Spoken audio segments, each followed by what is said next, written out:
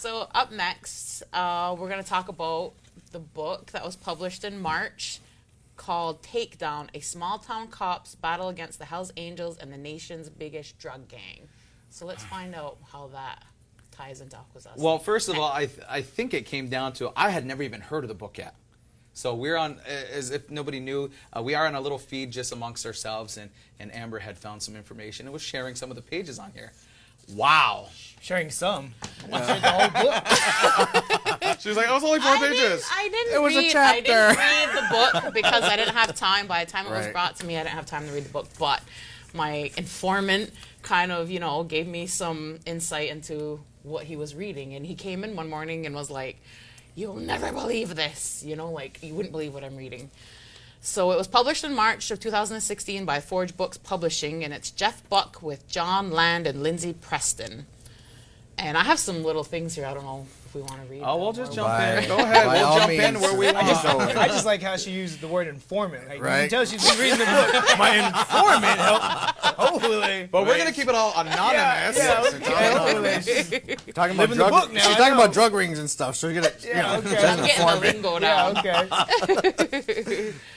So, I don't know, just a couple things. And the guy that did read it was telling me that he didn't want to read it. You know what I mean? Like, it was upsetting to him, the things he was reading and stuff. But at the same time, he would put it down. But at the same time, he was like, I need to know more, I need to read it. And I don't want to promote the book because now I feel like people are going to well, I want to know what it says too. But, it's just interesting read. And it just shows you how people I don't want to say romanticize Native people, but how they talk down about the Rej, it's just the same old thing in media. That we're a violent group of people that are very unaccepting of any other culture or religion, and that if you come here, you're in peril, you're in danger, and that we're just gambling. I mean, the list goes on for what people think of us. Yeah. And this book, apparently, it kind of exemplifies that perception. Well, one quote that I found is, in quotes, and when the river freezes, it becomes quite literally an ice highway to hell. In addition to nation's best cigarettes, foreign sex slaves and illegal aliens are trafficked across the St. Lawrence through Mohawk land. One of the 9/11 hijackers entered the United States this way, and the Department of Homeland Security still considers it to be a potential hotbed of terrorist incursions. Wow. Sources, come on. Okay, first of all, where are they getting their information? Where's the legitimacy of these? Are these factual claims? And if it is from the federal government, how is this person getting the information?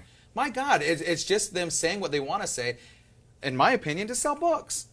And for them to be like, hey, it's their job. Well, it's definitely their job, but at the same time, I mean, there's got to be some responsibility here as well. Yeah, they mention names, do they not? This guy was undercover, yes. There is a whole glossary of names, people from the reservation, what they do, different things. So the book description says, as Buck, who was Jeff Buck, the guy who wrote it or whatever, reluctantly plunges back into his old world of death and deceit. I love these words. Mm-hmm. He uncovers a complex chain linking the Hells Angels to the Russian Mafia and a plot to use Native American tribal land to smuggle their deadly wares into the United States, from grow houses set ablaze in Quebec to the insular St. Regis Mohawk Indian Reservation, from boardrooms and biker wars to the frozen rivers that serve as private turnpikes for the drug gangs. Buck opposes a serpentine criminal enterprise that has every reason to want to end his crusade in violence and bloodshed. Are we naive to what's going on here, or is this just fiction?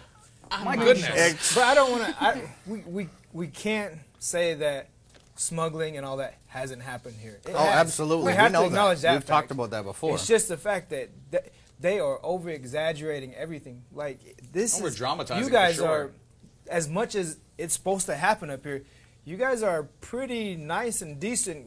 The culture, it's not like it is in inner cities. It's not like it is any place that I've been. So when I moved up here, I was surprised. I was like, with all this, because this is what I've heard, being in Oklahoma for a while, this is what, that book is what you hear. I'm like, oh man, I'm coming up here, it's going to be, all right, so, and it's nothing like that. Right. Yeah, you guys, this book is, I don't even want to read the book. And according to passages in that book, because there's other things that Amber had shared with us, that without this drug trade, or without this person in general that they're speaking to, or that this kingpin that he took down in the book, without him, none of us would be here. We'd all be in poverty. We'd all be drug dealers. We'd all be drug addicts.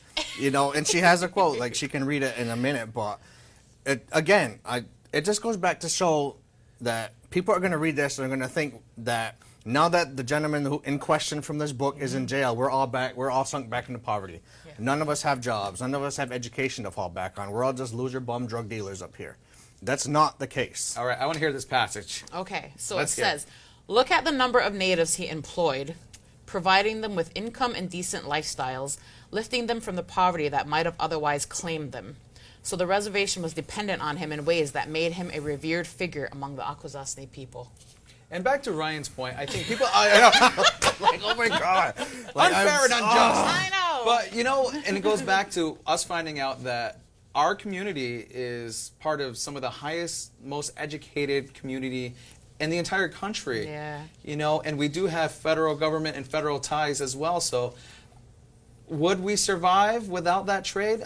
Sure. However, they make it sound like, you know, we're a one-horse pony. Like, that's it. Yeah. We're just one stop. Like, now that it's done, we're all dead. Look at all the other tribes that have been successful with, and they're not on the border like us. Like, you can't, that doesn't justify, and that's just so wrong. Like, oh, wow. Well, and even the implications of the Russian mob and Hell's Angels and maybe the Chinese Mafia, whoever it may be.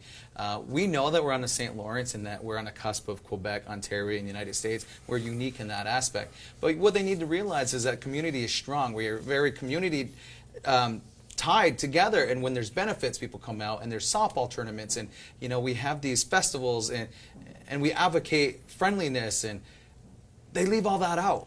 And part of that too is that because of that whole feeling of community, when people write these things about this person or about these few individuals that they've mentioned in the book, we all take it to heart as well. Because it's we're falsified. Very passionate, and we are a community, so we do take it. And maybe we know the person that's in question, but all we know is that we together, we have a pretty decent area. Mm-hmm. Like Anthony, you were saying, you've lived in other areas. You came here, you couldn't believe how much family and how close-knit and that's the truth to it. That's why it surprised me. I'm like, wow, you guys stand up for each other. Like, I may disagree with Amber today, but if there's a benefit, there's something to do, we will come together. And like I said, the book, it's just frustrating because that does not incorporate what we are. Well, it's not indicative of who we are as a community. It's not. Exactly. And that's what's frustrating. But you know what? The people that do read this from our community are going to know a lot of information is falsified. What does concern me is how the outside community is going to read this, because we're always trying to justify